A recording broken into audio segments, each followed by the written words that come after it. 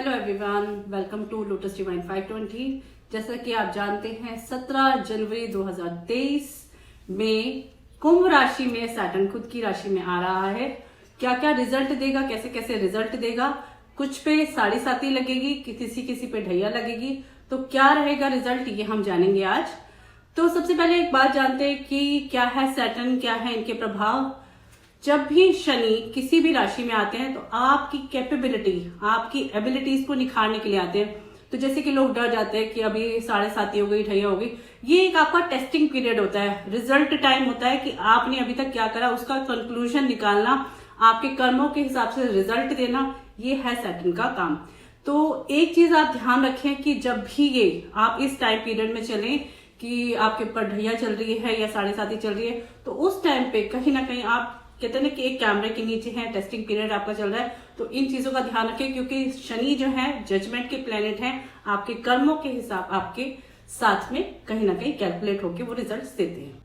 जैसा कि आप शनि चालीसा अगर पढ़े तो उसमें भी आप जानेंगे शनि के अच्छे और बुरे रिजल्ट्स जो होते हैं वो उसमें भी हैं, उनके अवार्ड्स, रिवॉर्ड्स, जो भी चीज है वो उसमें लिखे हुए हैं। सबसे पहले स्पिरिचुअल वैल्यू मेंटेन करना, ठीक है, सही गलत को, मतलब गलत गलत है और सही सही है, उन चीजों का प्रभाव कहीं ना कहीं ये आपको लाइफ में वैल्यू सिखाता है। डिसिप्लिन मेंटेन करना, अपने अपने टाइम को कहीं ना कहीं हर चीज को ऑर्गेनाइज करना शनि देव आपको सिखाते हैं। तो जब भी ये प्लेनेट ट्रांजिट लेगा आप समझिए कि अब आपको वो चीजें जो लाइफ में अगर आपने वैल्यूज नहीं करी है, उन चीजों को नहीं कभी भी आपने प्राथमिकता दी, तो अब वो टाइम है जब आपको अपनी लाइफ में कहीं ना कहीं चेंजेस लाने पड़ेंगे। तो पहला जो ट्रांजिट होने वाला है साढ़े साती का, वो होने वाला है मीन राशि में, जिसके थोड़े से मिले जुले प्रभाव रहेंगे। रेस्टलेस सी फीलिंग होना, एक्स्ट्रा एक्सपेंडिचर होना, कहीं ना कहीं बिना वजह की भाग दौड़ या कोई मेडिकेशन या कोई ऐसी चीज, कुछ ना कुछ अप्स एंड डाउन।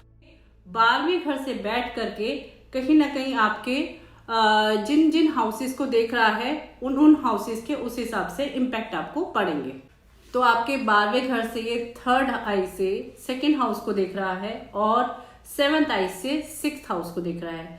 साथ में ये 10th आई से आपके 9th हाउस को देख रहा है। तो इसके जो इम्पैक्ट रहेंगे कहीं ना कहीं आपको ट्रैवलिंग तो देंगे, लेकिन उस ट्रैवलिंग में कुछ खास प्रॉफिट होता हुआ मुझे नहीं दिख रहा यहाँ पर। और कहीं ना कहीं ऐसा चीजें रहेगी कि भागा दौड़ी तो है, लेकिन आपको कहीं भी उस काम में सेटिस्फेक्शन नहीं है जो आपको लग रहा है कि आप वो चीज के लिए करने जा रहे हो, उस काम को करने जा रहे हो, तो उसके रिजल्ट्स आपको वो परफेक्टली नहीं मिल रहे। तो आपके रूटीन को कहीं ना कहीं डिस्टर्ब करेगा। बेवजह की दुश्मनी किसी से ना ले, हेल्थ पे इम्पैक्ट पड़ सकता है, तो हेल्थ का जरूर ध्यान रखें। रिलेशनशिप्स को बना के रखें। 2025 तक इसका इम्पैक्ट खत्म हो जाएगा धीरे धीरे करके। रेमेडी के तौर पे आप मेडिटेशन करें, डाइट फॉलो करें, स्पिरिचुअल वैल्यूज को बढ़ाएं, और साथ में कुछ ऐसे लोग जिनको बहुत ज्यादा मदद हो किसी भी तरह से, चाहे आप उनकी सेवा कर सकें, ठीक है, आप कुत्तों को कुछ ना कुछ खिला सकते हैं हर सैटरडे को, और इस तरह की चीजें करें कि सॉफ्ट स्पोकन होता है, मतलब अपनी चीजों में कहीं ना कहीं थोड़ा सा आप ठहराव ले आए।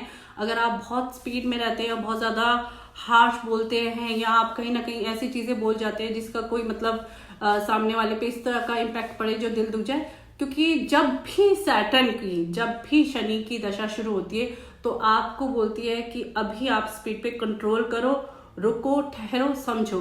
तो थोड़ा सा अपनी गति को धीमा करें और धीरे धीरे करके चीजों को समझें। लाइफ में चेंज आए, क्योंकि लाइफ में चेंज लाना ही सैटर्न का सबसे बड़ा मोटिव होता है। सेकंड जो ट्रांजिट होने वाला है साढ़े साती का, वो होने वाला है इसका कुंभ राशि में, जो कि मिडल फेज में होगा। इसमें कहीं ना कहीं आप किसी पॉलिटिक्स में या आर्ग्यूमेंट में, इस तरह की चीजों में फंस सकते हो। तो कोशिश करो कि बेवजह की कोई होता ना कि कभी हमें सलाह नहीं देनी लेकिन हम सलाह देने बैठ जाते हो, लेकिन दो लोगों का झगड़ा हो रहा है, हम उसमें बीच में पड़ जाते हैं। तो ऐसी चीजों को अवॉइड करो, कहीं आर्ग्यूमेंट करना अवॉइड करो। बेफिजूल की कहीं ना कहीं बैक बिचिंग आपकी हो सकती है, तो कोशिश करना कि लेट गो करो। जितने सॉफ्ट स्पोकन और जितना पोलाइट हो जाओगे और जितना आप चीजों को लेट गो करोगे, तो ये टाइम पीरियड भी आपका अच्छे से निकल जाएगा। तीसरा जो ट्रांजिट होने वाला है साढ़े साती का, वो सैटर्न का होने वाला है मकर में, जो कि लास्ट फेज में है। अच्छा रहेगा इन लोगों के लिए, गुड फेज है इनका, और इनको ग्रोथ दिखे जाएगा। 2025 में खत्म होने वाली है इससे पहले में जो भी इनके टाइम पीरियड रहा, अब इनको एक गुड रिजल्ट मिलने वाला है। फाइनेंशियली ग्रोथ होगी इनकी, और साथ में इनको जितने भी लाइफ में कहीं ना कहीं जो अभी काम रुके हुए थे वो सारे काम इनके पूरे होंगे। बहुत सारी चीजें जो इनके काम की क्लैरिटी नहीं थी वो मिलने वाली है। बेसिकली इनका एक ग्रोथ वाला और स्टेबल लाइफ इनकी स्टार्ट होने वाली है। चेंजेस तो इनमें आए गए होंगे ना, तो इन लोगों को सिखाई दिया होगा कि अपनी लाइफ में फोकस और डिसिप्लिन मेंटेन करना, ये सीख गए हैं। इसको अभी आप कायम रखिए ताकि आपका 2025 तक में और अच्छी ग्रोथ हो सके। वो राशियों की जिन पे ढैया स्टार्ट होगी वो है कर्क और वृश्चिक राशि। इन पर ढैया स्टार्ट होगी तो ये कहीं ना कहीं हेल्थ में अप्स एंड डाउन्स दे सकती है।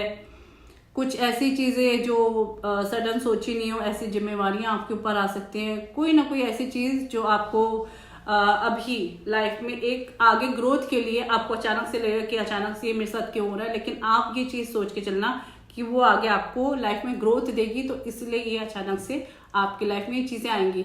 तो ये जो ग्रोथ है ना, इसके पीछे जो एक आपका मोटिवेशन कहीं ना कहीं आपको मिलेगा और आपको आगे बढ़ने की कहीं ना कहीं एक पुश बैक मिलेगी, तो वो एक आपको आगे लॉन्ग टर्म में बहुत बेनिफिट है। अब हम बात करते हैं रेमेडीज की। क्या क्या रेमेडीज हमें करनी चाहिए, कैसे कैसे उपाय हमें करने चाहिए सैटर्न के हिसाब से।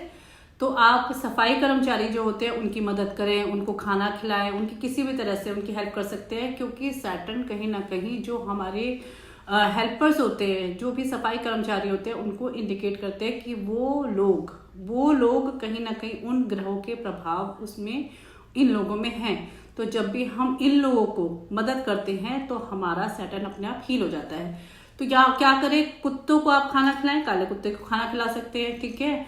और ऐसे लोगों की मदद करें जैसे रिक्शा वाले हो गए, रेडी, जो मतलब पूरा दिन मेहनत करते हैं। एक चीज और ध्यान रखें कि जो भी आपके घर में काम करते हैं, जो भी नौकरमाई आपके घर में काम करते हैं, या जो भी ऐसा इंसान जो आपके कोई भी तरह की मेहनत करके आपके लिए कुछ काम कर रहा है, ठीक है, आप कभी भी उनके पैसे ना काटें, क्योंकि जब भी आप ऐसे लोगों के पैसे काट करके आप इनको देते हैं तो आपका सैटर्न भी खराब होता है इसमें। तो ये चीज का जरूर ध्यान रखिए। जब भी जो ये लेबर क्लास है ना, जो सारा दिन मेहनत करके कमाती हैं, इनको बेशक आप 10-5 रुपए फालतू दे दो कि भाई चलो आप आज ये ले लो, आज आप कुछ खा लेना, कुछ ले लेना, कुछ कर लेना, लेकिन कभी भी आप उनके 10-5 रुपए काटो मत, क्योंकि ये आपके सैटर्न को और खराब करता है। एक और मैं रेमेडी बताऊंगी आपको, जब भी आप कोई काम उठाएं उसको कंप्लीट करें, क्योंकि जब भी आप काम उठा करके इनकम्प्लीट छोड़ते हैं उससे भी आपका सैटर्न खराब होता है। सटल रहें, स्टेबल रहें, सटल तरीके से बात करें, सॉफ्ट स्पोकन हो जाए, जैसे कि मैं बोल रही हूँ, पोलाइटली आप बात करें, तो इससे भी आपका सैटर्न हील होता है। क्योंकि सैटर्न जो है बेशक स्लो प्लैनेट है, लेकिन अपने काम को तत्परता से करना और कंप्लीशन में करना, ये सैटर्न का कहीं ना कहीं एक प्रभाव शो करता है। रेमेडी के तौर पे आप गीता पढ़ सकते हैं, हनुमान चालीसा पढ़ सकते हैं, हनुमान जी के मंदिर में प्रसाद चढ़ाए, चोला चढ़ाए हनुमान जी की। आप जितनी भी पूजा करेंगे उससे भी सैटर्न का प्रभाव कम होता है।